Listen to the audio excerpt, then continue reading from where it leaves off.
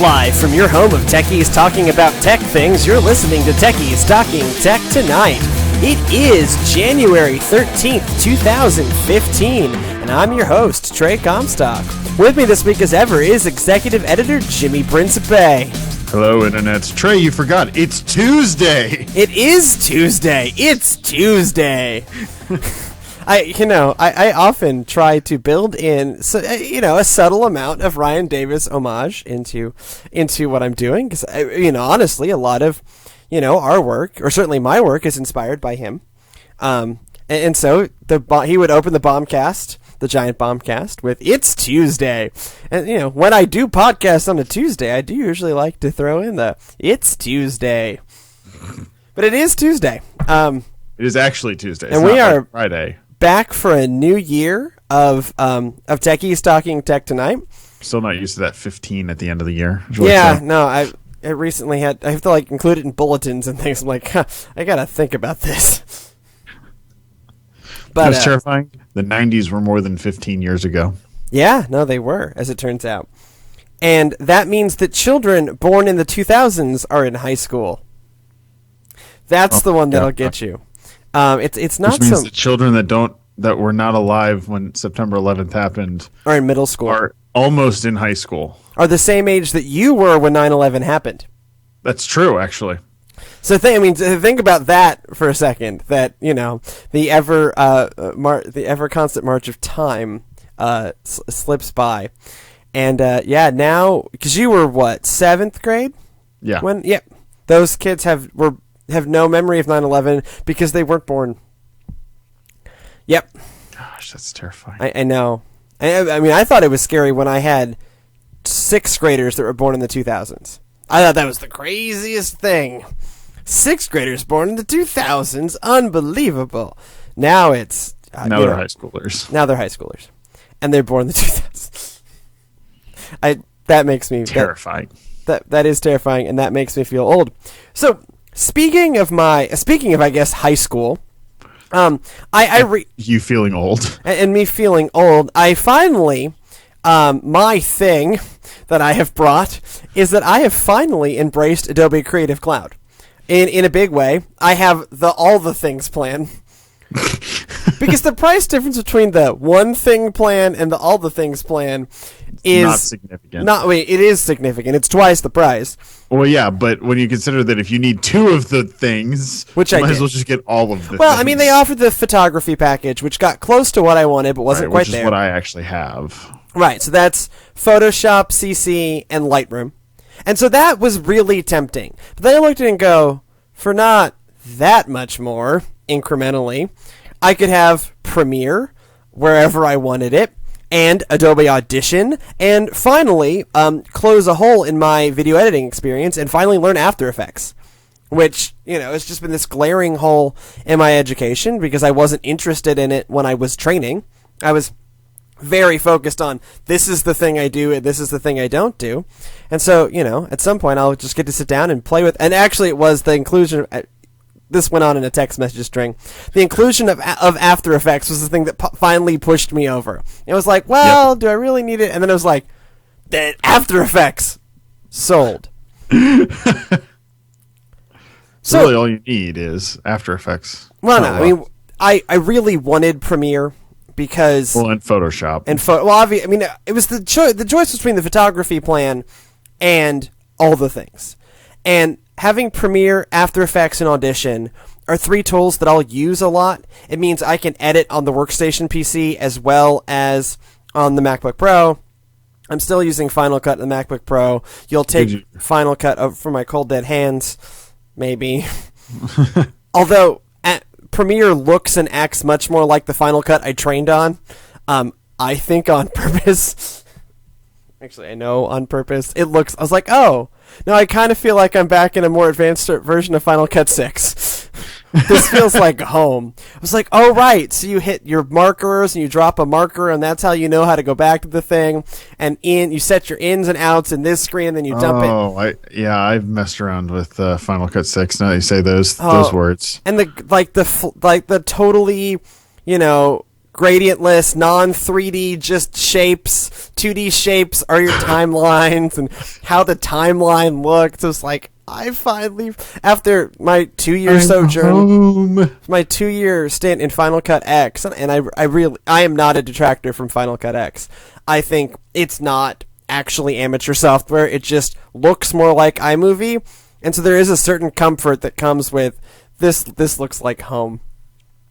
But so being able to have it on the workstation, be able to have Photoshop on my Surface Pro 3, those kind of things really pushed me over the edge. And have Audition on the Surface Pro 3 really pushed me over the edge.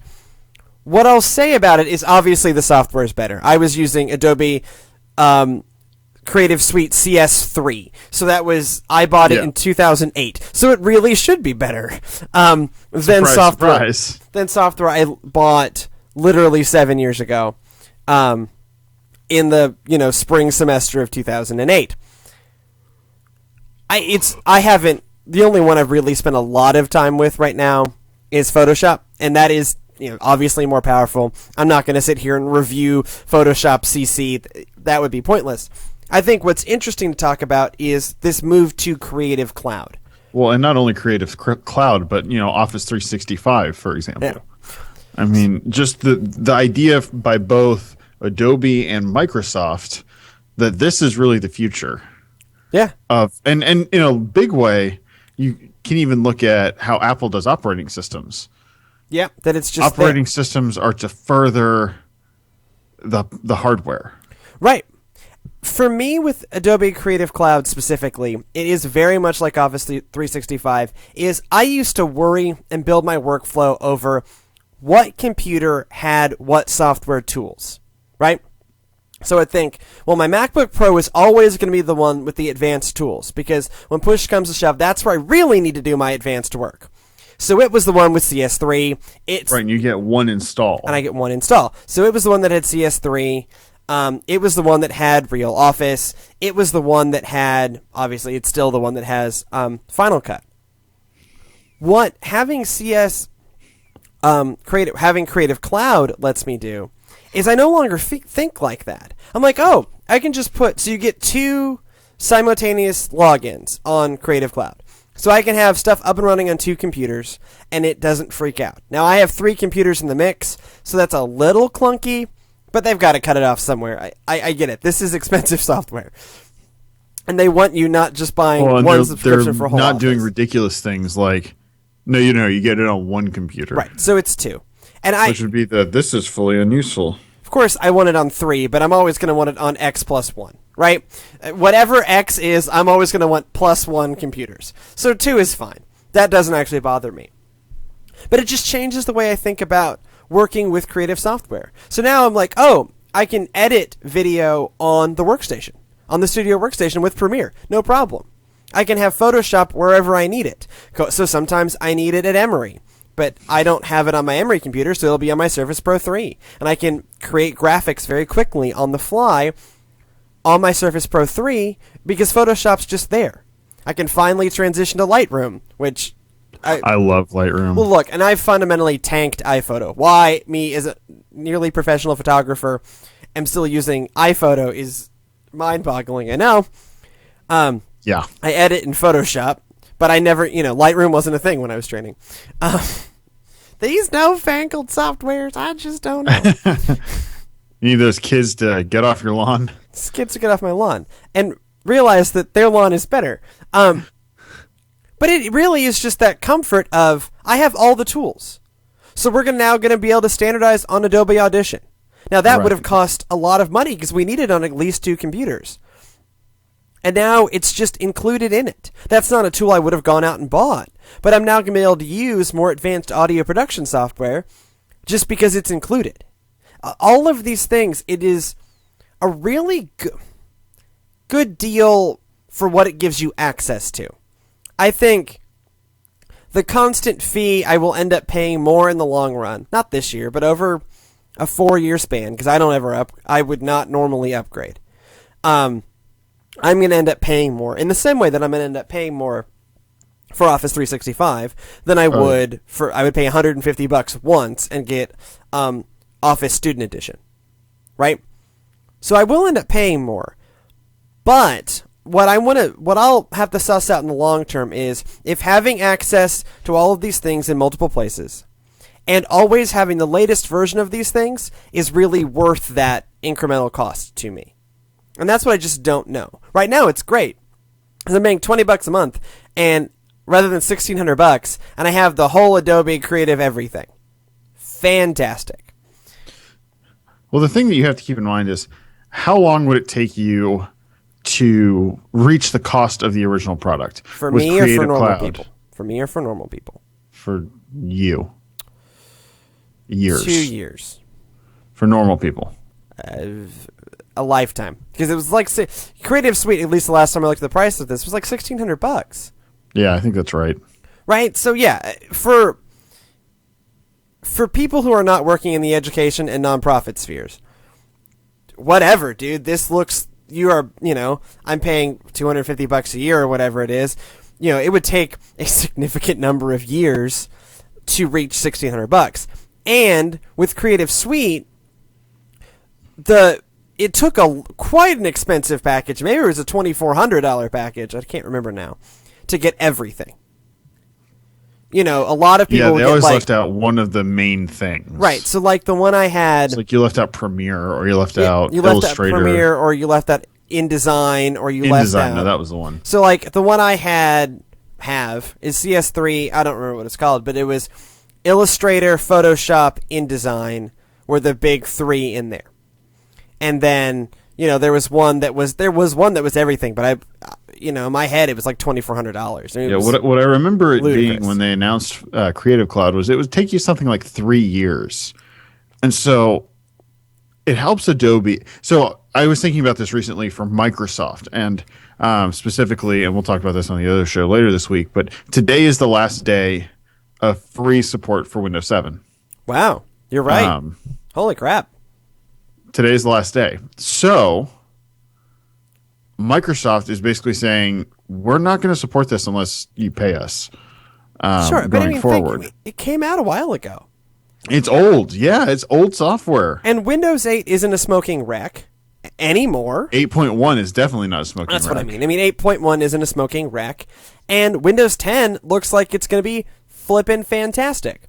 So they didn't have to do this, drag it out like they did with XP. And I think they don't want to end up in that XP situation. Because 7 could very much be like XP for them. Because it's the operating system where they got it right. And so people would just live on it forever. Yeah. And so I think about Office 365, and you think about the support problems that Microsoft has. Yeah. Of just, they can't get people off of these old platforms. I don't envy them. And, they get blamed for something that doesn't work that's 10 years old but on their new software. It's like, oh, why won't this thing that worked on my Windows 98 machine work on my Windows 7 machine? Or why won't this plugin that was standardized on IE6 not load in IE11? Yeah, right? Well, when my brother originally designed our site, he looked at me and said, I refuse to support IE6. Yeah, I remember that discussion. I didn't. It's not even a discussion. We're not doing it. Yeah, I didn't. I didn't even go to battle over it. I was like, I think I remember going. I will only support IE7 if you make me. I don't even know if we supported that. I don't now we're on a standardized. We're back on a standardized template. So yeah, we support whatever Squarespace supports. But yeah, I think that you think about that. And you think about the fact that there have been rumors that Windows 10 might be the last operating system in the sense that they're just going to do incremental upgrades to Windows 10. In the same way that OS 10 may be Apple's last operating system? Exactly. They do milestones every year where they announce new features, but then they release it for super cheap. Or free now. Or free. And I could see Microsoft doing that as a way to sell their services. When you're leveraging something like Azure Cloud, yeah, it doesn't make sense to nickel and dime people for an operating system when that operating system is the way that they use your services. Or if you're Satya, you don't necessarily care how they're using your services, right? Mobile first, cloud first, Windows best, maybe. And Yeah. really, at this point, they have not proven the Windows best part of that. It has been Windows last. There is still not a touch-first version of Office on Windows 8, the Ojo. It is on iOS and Android. It is not on Windows 8. Well, and it just recently got released on Android tablets. Tablets. I had it. So here's the irony: I had it on my phone, but I didn't have it on my tablet. Right. Well, that was the same thing with iOS. It hit iPhone before it hit iPad. Because exactly. Because again, there's it's much more full featured on iPad. Right. It's actually phenomenally usable. Now on Android, they do have it listed as a beta. This is not an argument that somehow the iPad is a production device, because it is not. No. An iPad is a consumption device. Now, no matter what Apple's advertising tells you, are you really going to type on that thing? The only thing it makes sense for is you received a Word document, and you want to look at it, and you want to be able to keep all of the native formatting. Right, and which was my big problem. Changes. Well, and maybe if you have a Bluetooth keyboard for your iPad, which a lot of my colleagues do, then that makes sense, but I still think you're better off with an Ultrabook at that point. Yeah, you're definitely for better that off price. You're going to have more software options and all this on an Ultrabook. You buy a cheaper if that's what you are doing. You buy a cheap. What is the Lenovo one? It's like the X1 Carbon. No, the cheap Lenovo. I don't remember. It's like $600. I want to say it's the Tab 10 or something like that. Or you spend a couple $100 more. The ThinkPad 10. That's what it is. Yeah, you get ThinkPad 10. You get a MacBook Air 11. You get because the ThinkPad 10 with a keyboard case is like $650. Get the Surface Pro 3 for $800. There are options here. It's what you're going to get with an iPad with a keyboard. Is the same price, same form factor. So, but it runs Windows. Right. Oh, wait, but this isn't even Windows. I mean, it's just the variety of software you're going to get is going to be very different, and much more geared towards your work. And get a production device. It's a production device, and it's not kludgy. You have a mouse. You have these things, and for the same price, I think people who have a keyboard case for their iPad are trying to cram that square peg into that round hole. So, like, I have an iPad. So when you have an iPad, everything looks like a solution that an iPad can make. When in reality, you need to take a step back and realize the iPad is not the device they've promised it to be. And you need to come to terms with that and just buy an Ultrabook. Yeah. Just buy an Ultrabook. And if you really want an iPad or you really want a tablet, the Surface is the answer. The Surface, if you want just one device, if you want two devices, some terrible Amazon thing is probably fine. The Nexus, the tablets, the 7. Did they rev the 7? I think the 7 is still there. Yeah, so the 7. Or the iPad Mini. Or the iPad Mini with Retina display. Retina. The iPad not Mini 2. Not the iPad Mini 3. The iPad Mini 2. The iPad Mini with Retina display. The one that's $300. The one I use. When I use an iPad, that's the one I use, and it's a phenomenal device. It's just been replaced in my life by having a Surface Pro 3 and a phablet. Yeah. And if it were, the phablet edged it out, really. Phablet edged it out. I mean, I was really in love with this device, and I still am. I think it's great. I think it is the best iPad that has ever been released, because it's the right size, it's the right weight, has the right battery life, and it had the top-of-the-line processor at the time. Which means it's still keeping pace just fine. In fact, it's the same damn processor that's being used in the current one as well. Right. The current one has arguably no good added features to cover that $100. Fingerprint reader. And gold. I love gold. Okay, Jimmy, so what do you got? So I've got two things. My first thing is with my generous family members that decided to give me Best Buy gift cards and Visa gift cards and things like that. I purchased myself the Harmony Smart Control. Okay, so tell me what is the Harmony Smart Control besides the remote control? This is not actually the Harmony Smart Control. This is the remote that comes with it. It's actually a hockey puck that's about yay big that sits on the ice and you whack it with sticks and then they skate just like that. Then they get in fist fights and. Yep. That's hockey. Keep going. But it's a small hockey puck like device, very similar in size to the Roku 3, and it has an IR blaster in it. It connects by RF. It connects by Bluetooth, and it's basically Lenovo or not Lenovo, Logitech's kind of Swiss Army knife to solve the problem of the home theater and all of its various devices. Mm-hmm. And so one of the things that it accomplishes that the previous one didn't as well is, so here's my previous. It's I don't even remember what the number of this thing is. 410. It's the Harmony 300. It's the Harmony 300. Yeah, it's the same one I have. This is multiple years old. It had a good form factor. This is where the batteries are, but it makes it, has a really great kind of, grip for it. Lots of buttons, set modes. But this is the remote that comes with the Harmony Smart Control. Okay, so I get it's a smaller remote, but is that remote actually as easy to use as the Harmony 300? Because that was the nice thing. The nice thing with the Harmony 300 was twofold, threefold. A, it was dirt cheap, $50. 2, it still had the USB programmability, which is what I was really interested in. 3, it was really easy to use. It actually worked like a normal remote. What I will say touchscreen BS is that, because this is the cheaper version of the expensive one that has the touchscreen on it.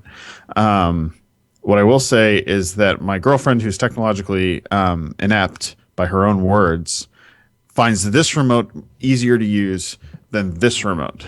However, what I will say is it more depends on what you have your 3 presets. So this one only has 3 preset scenes. This one has 4. It's these 4 white buttons here.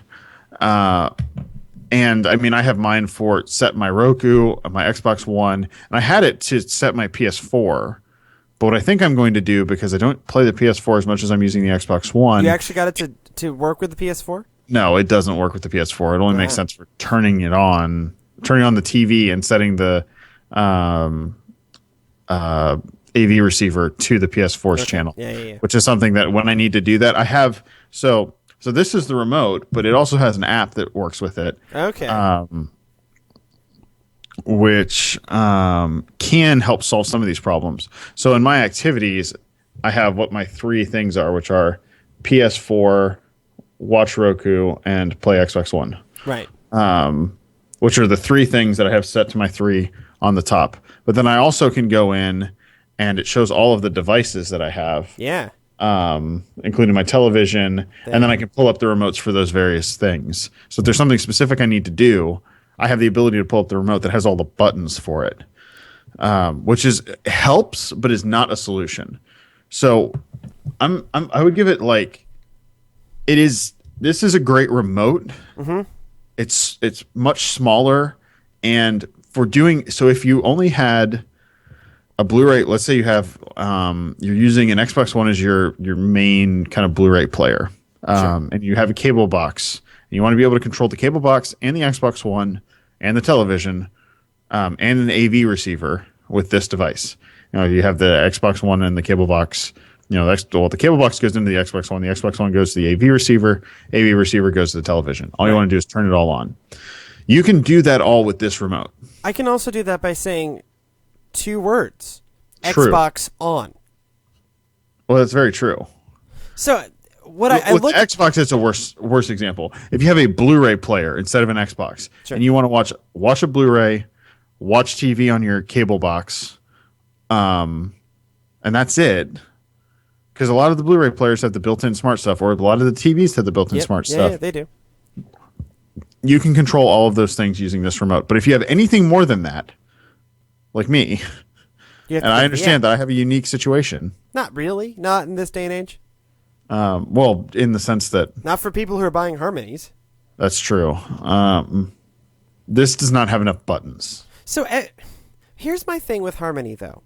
Anytime I'm dealing with systems with those elaborate macros, they don't always work. So we're often at these beach houses, these rental properties that have a home theater room, that they're always terrible and so badly designed, but they all have the Harmony remote with the very tiny touchscreen with watch a movie, watch TV, play PS2. They all seem to have PS2s. And my experience is if all you want to do is those very limited preset things, then those things may be easier because then you just hit a button and maybe everything happens. But if you want to drill down and like, I need to turn on the projector and I need to turn on this, you are just clicking through menus and clicking through menus. And it's just like, I would rather have a discrete remote than be sitting here clicking through the menus on this 2-inch touchscreen. And this 2-inch that's the only thing screen. that like, I have it on my phone. I also have it on my tablet. The phone works better. The tablet forces it into a landscape mode that I don't actually like. But I think that gets closer to a solution that actually works in those situations instead of clicking through menus and clicking through menus. This makes it so that you go, okay, click devices, click the device I need because you've set up all your devices on your Harmony, theoretically. Right. And then you can then control it like you would with a discrete remote. So it makes it so that you don't have the bajillion remotes. But my recommendation to anyone that has a home theater or has a Harmony remote, put all the remotes in a drawer in the home theater so that when the thing doesn't work, you can find the stupid remotes. But what I like about the 300 series is it's the most bang for your buck you can get in these. Well, and I can't think of a time where I have to bust out the discrete remote because it just works like a remote. With like all the normal remote buttons. I need to get to menu, it's the menu button. So there are specific problems with the 300. So this works only with IR. Right. Yeah, so for example, it was a $50 device. There are limitations. Right. So for example, the IR on this works on my Roku 3, but you have to like point it at the thing. And you got to point it like. So the advantage of this is that, and it's the biggest thing that Logitech there we go. Is advertising about it is the fact that you can put everything behind. So let's say you have one of those nice media center consoles that everything's inside behind. Oh, God. You can set the hub in the middle of it, and it'll IR blast to everything. Just like the Xbox One's Kinect. Just like the Xbox One Kinect. And then it has a little. One of the things that it has, I think, is interesting. It has a small IR blaster that you can kind of like snake out if you have a device that can't get hit by that. Right. So that it gives you more options. So the answer I would say is this is a good product. You just have to understand the limitations of it going in. And those things haven't always been. Man, the Logitech Harmonies have always been pretty reliable, but the really high-end stuff has sometimes been, what am I really getting? And this one's not... This is not... So this one is $100. Okay. So this is equivalent to the one that had the most buttons on it before. This is also the one where they have the keyboard that you can get with it to use it to control. Don't get the keyboard. Get the one with the remote. But you can theoretically, you can buy a keyboard separate from Logitech that you can use on your smart You buy a keyboard from Logitech? devices. Who knew? I know. I didn't know they made keyboards. Does But it have mechanical keys? I only wondered if it has mechanical keys. Unfortunately not. But so this device is really good, but it's the best cost device in the lineup. You get a lot with this, a lot of functionality. The app integration's huge. The other thing is it replaces, so with the PS3, there used to be this small little hockey puck thing that you had to put in front of the PS3 so that it would connect via Bluetooth and make the PS3 go. Right. This is not that way because it has the Bluetooth and the RF built into it. It knows, okay, this is a Roku 3. This is I connect to it by Wi-Fi Direct. And so it connected right up to my Roku 3 and it is no lag. Nice.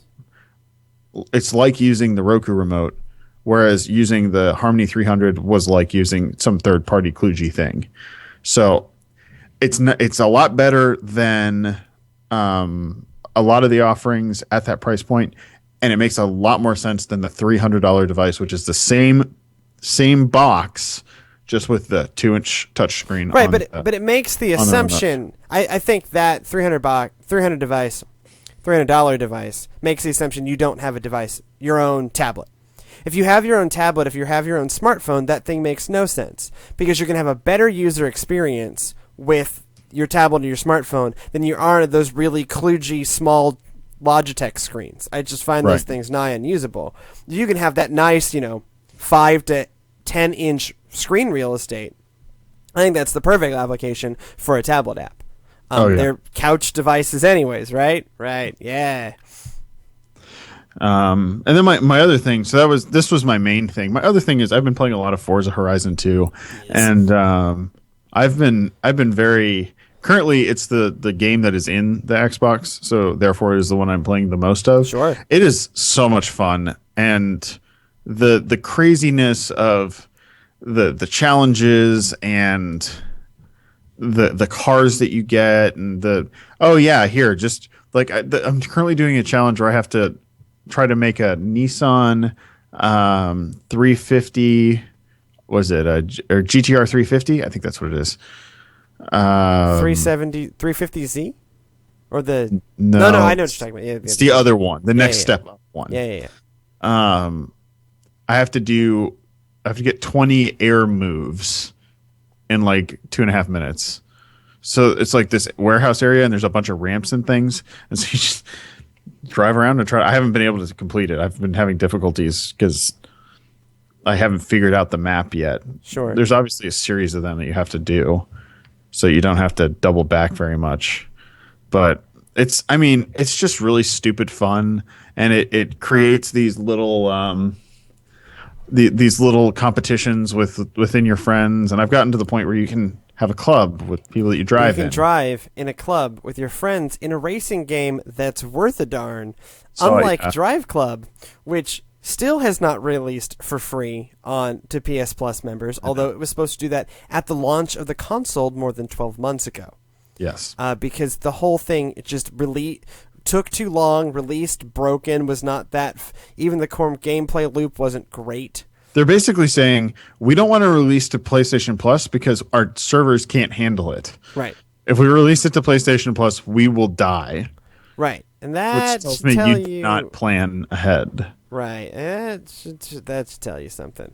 I played a little bit of it too, and I've played the past 3 mainline Forza games: Forza 3, Forza 4, and Forza 5.